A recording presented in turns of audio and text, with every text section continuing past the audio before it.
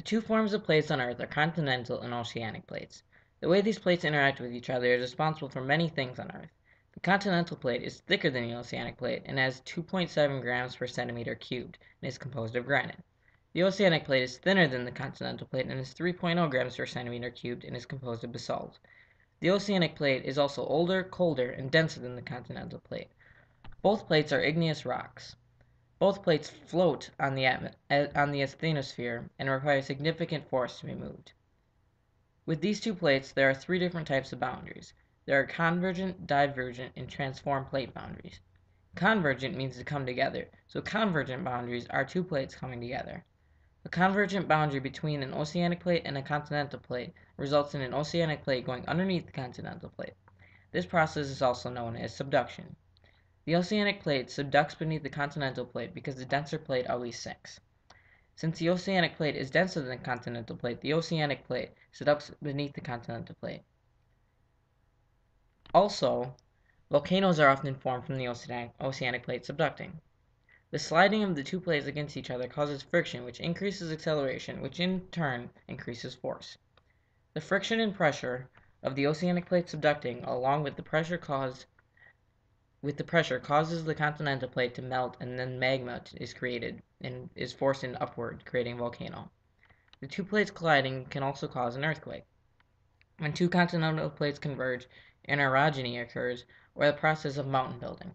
Since neither continental plate is denser, neither plate sinks, and eventually the land is forced upward, creating mountains. The next plate boundary is divergent plate boundary. Opposite of convergent plate boundaries, divergent plate boundaries means a separating or movement away of plates. About 1 century ago, the idea of the seafloor spreading was first considered. A man by the name of Alfred Wegener had the idea that at one time there was one supercontinent, not different continents, the way things are today. His theory stated that over time, the seafloor was spreading through divergence and continents were becoming further apart. In 1912, when he was first introducing the theory, it was not accepted or believed at all. It wasn't until about World War II, after his passing, that his theory became considered and eventually accepted. Divergent plate boundaries are when two plates move away from each other, causing the below asthenosphere to fill in the spaces between the plates. When the asthenosphere rises to fill in the opening, many times rifts in the ocean will be formed. Rifts in the ocean are places in the ocean where there is an uplift of land. The last plate boundary is the transform plate boundary. Transform boundaries are not like convergent or divergent boundaries. These boundaries occur when places slide past one another or at right angles to a seafloor spreading center with no volcanic eruption. Related to the idea of plate boundaries is stresses and faults. Stress is any pressure put on a rock. There are three main types of stress. The first type of stress is tensional stress, which is the stretching of rocks, which correlates to divergent plate boundaries. There is also compressional stress, which is the shortening of rocks, seen in convergent plate boundaries. Lastly, there is shear stress, which is the lateral twisting of rocks. Faults are breaks in rocks. The process rocks go through is they experience stress, then strain, then the rock breaking or faulting. Similar to stress, there are three main types of faults. The first type of fault is the normal fault. Normal faults involve tensional stress, where the rock is being pulled apart. This results in the thinning of the crust. The hanging wall of the rock is lower than the upper footwall of the rock. The fault plane is the line or breakage in the rock.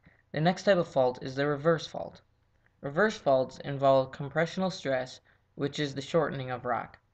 This results in the folding of rock where the footwell is lower than the hanging wall portion of the rock. The last type of fault is the strike-slip fault.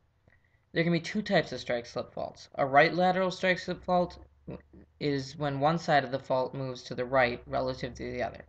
A left lateral fault is when one side of the fault moves to the left relative to the other.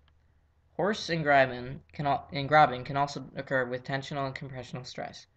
Horsts occur when compressional stress forces the rock upward and causes an upward faulted block. A graben occurs when the tensional stress and the land is forced downward, causing downward faulted blocks.